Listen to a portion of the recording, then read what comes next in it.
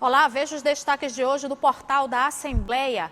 Começa amanhã a propaganda eleitoral nas ruas. Os candidatos precisam ficar atentos para não desrespeitarem a lei.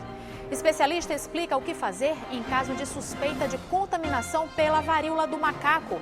Sessão solene homenageia o administrador público Jones Braga com medalha Manuel Beckmann. E uma exposição mostra a história da primeira mulher romancista do Brasil, Maria Firmina dos Reis. É agora no portal da Assembleia.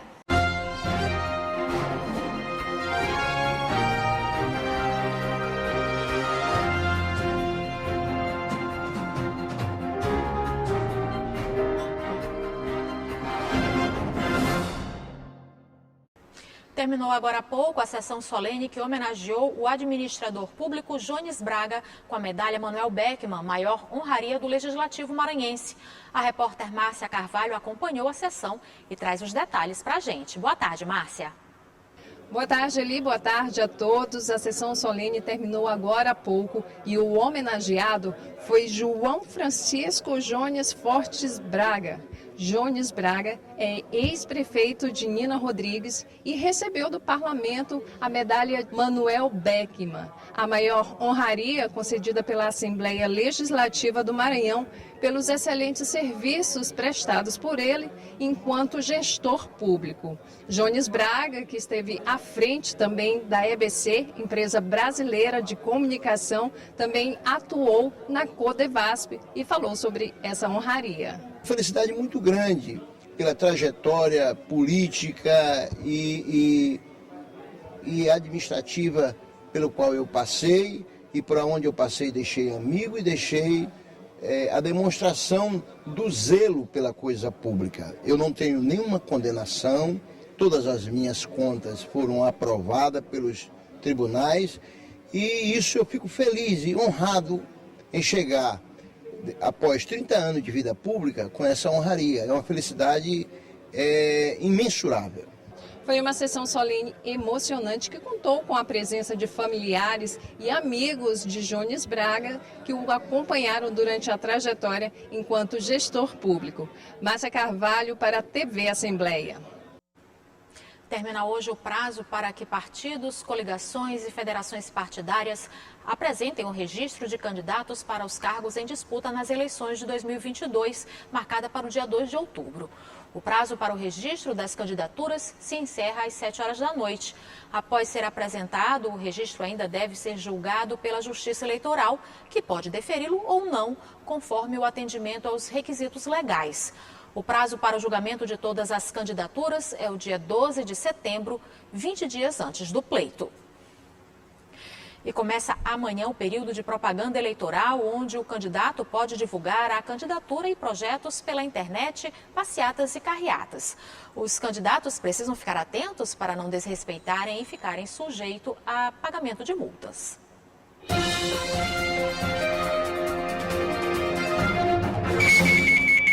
A partir desta terça-feira começa a propaganda eleitoral, um direito dos eleitores que precisam conhecer as propostas para exercer os votos conscientes. A partir de amanhã, é permitida apenas a divulgação pela internet, alto-falantes, caminhadas, carreatas ou passeatas. Mas o secretário adjunto da Comissão da Advocacia Eleitoral da OAB explica que é preciso cuidado com a confecção do material de propaganda dos candidatos. Para que se possa colocar um material gráfico, adesivos, dentre outros que são permitidos, é importante que os candidatos tenham atenção de primeiro estar com o CNPJ da campanha e abrir as contas bancárias, a conta do fundo partidário, do fundo especial de financiamento, o fundão eleitoral como é conhecido, e a conta doações para poder receber as doações de pessoas físicas caso venham a ter.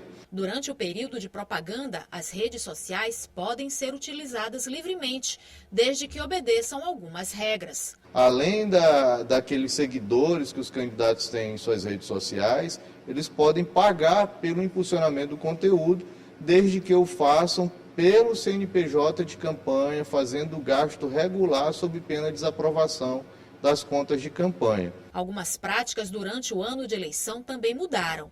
A utilização de carros de som que só podem rodar durante as caminhadas e carreatas, a proibição de plotagem total dos veículos. É permitido apenas adesivos e plotagem nos vidros, além dos cartazes, que devem seguir um padrão de tamanho já pré-determinado. É importante lembrar que a propaganda eleitoral é proibida no dia da votação, que pode ser considerada boca de urna, mas a manifestação silenciosa pode ser feita. O eleitor pode ter uma camisa do candidato de sua preferência, que ele mesmo mandou confeccionar, pode ter um adesivo, um botão, uma bandeira e comparecer, se deslocar de sua residência até o local de votação, silenciosamente e de forma individual.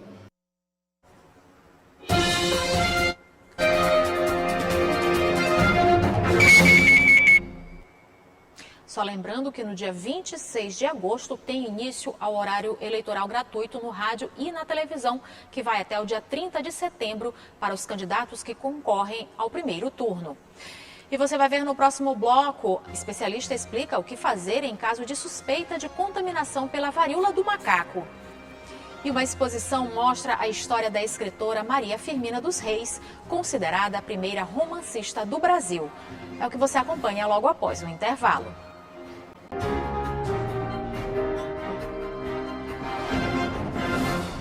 A Secretaria de Estado da Saúde confirmou o segundo caso de paciente contaminado com a chamada varíola do macaco. O paciente, de 38 anos, está em isolamento domiciliar com quadro clínico considerado estável. O Maranhão possui ainda 9 casos suspeitos da doença. Os especialistas explicam os sintomas e o que fazer para evitar contaminação. População que já enfrenta o dilema da pandemia da Covid-19 agora sofre com as dúvidas sobre os riscos do vírus da varíola dos macacos.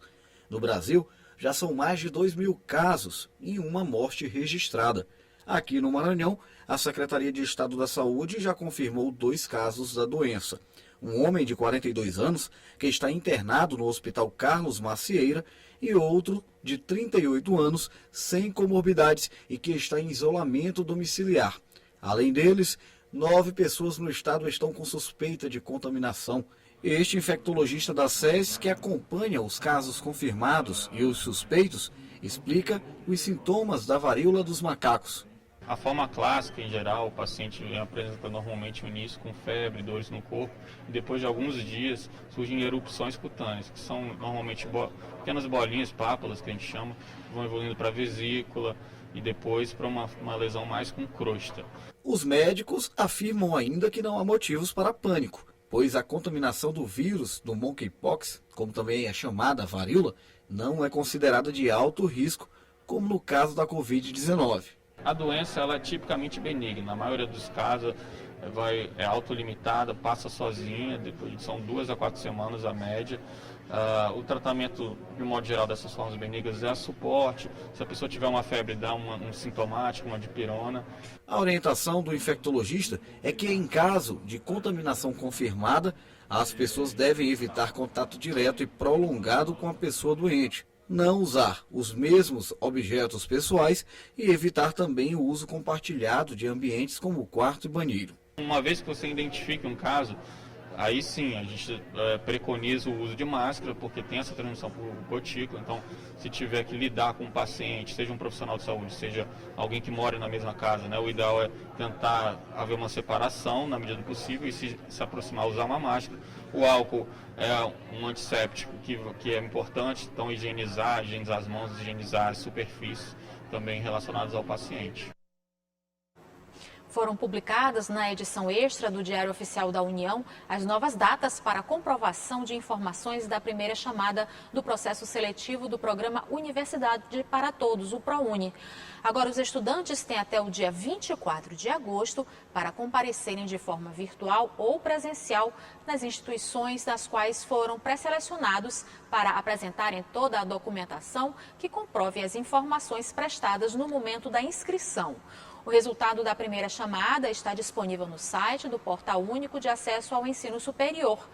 Com a mudança, o resultado da segunda chamada vai estar disponível no dia 29 de agosto. E hoje tem Esporte em Debate, que vai falar sobre passeio ciclístico, desempenho dos maranhenses na temporada de kitesurf, além da participação dos times nas séries B e D do Campeonato Brasileiro. Gregório Dantas e Juraci Filho fazem o convite. Oi, gente, passando para fazer um convite bem legal para você. A partir das 8 da noite, hoje tem Esporte em Debate na tela da TV Assembleia. E tem muitos assuntos em destaques importantes, né, Greg?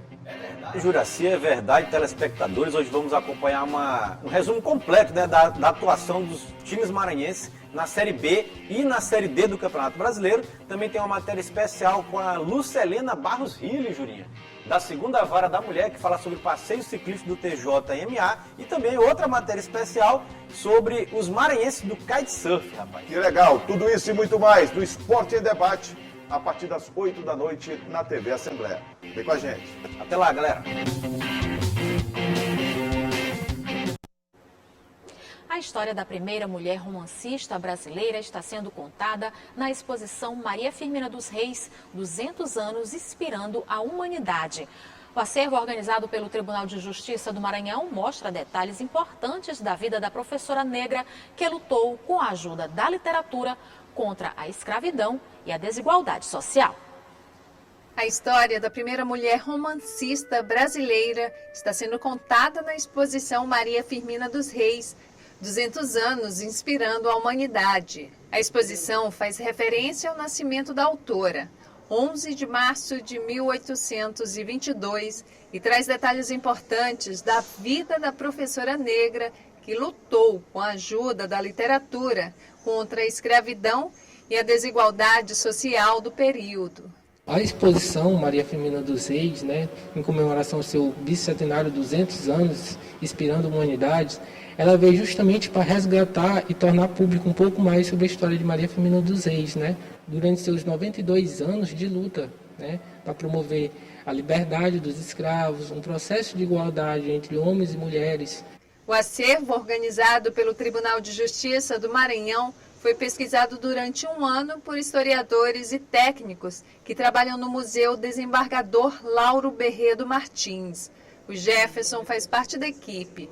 Ele explicou que entre as principais descobertas estão a certidão de justificação de batismo de Maria Firmina dos Reis e o testamento de alforria de Engrácia Romana Paixão, avó da escritora. A exposição também conta com doações de particulares, coletâneas de publicações da escritora em jornais do período, poesias, a nomeação de Maria Firmina dos Reis como professora e a segunda edição de Úrsula, romance mais conhecido da autora, que criticava o sistema da época ao humanizar os personagens escravizados. Não existem imagens oficiais de Maria Firmina dos Reis, retiradas de pinturas ou fotografias da época, mas, baseados nas descrições do escritor Nascimento de Moraes, a equipe do Museu do Tribunal de Justiça do Maranhão encomendou telas que retratam aproximadamente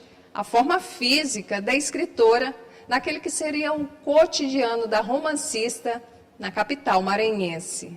Todo esse trabalho de criação das telas foi realizado por uma empresa que fez um trabalho de modelagem e reconstrução das feições de Maria Firmina dos Reis.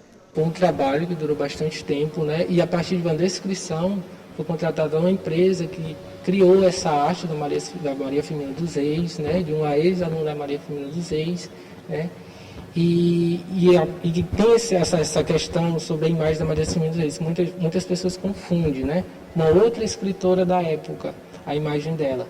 No entanto, a Maria Firmina dos Reis tem que saber que não tem uma foto dela, apenas uma descrição. E a partir dessa descrição é construído essa representação da figura da Maria Firmina dos Reis.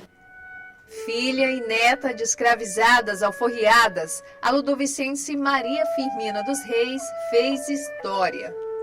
Um legado invisibilizado por mais de um século e contado apenas por ocasião do centenário da morte da romancista. A exposição do bicentenário de Maria Firmina dos Reis é aberta ao público e fica em cartaz no museu até o final de outubro.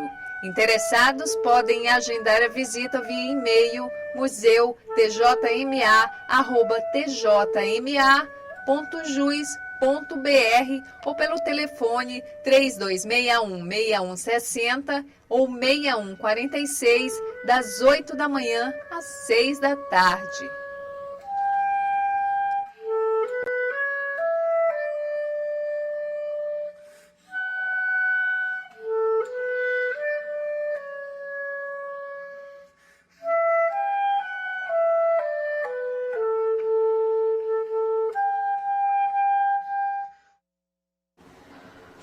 E o portal fica por aqui. Para rever as reportagens de hoje, acesse o site al.ma.leg.br/tv.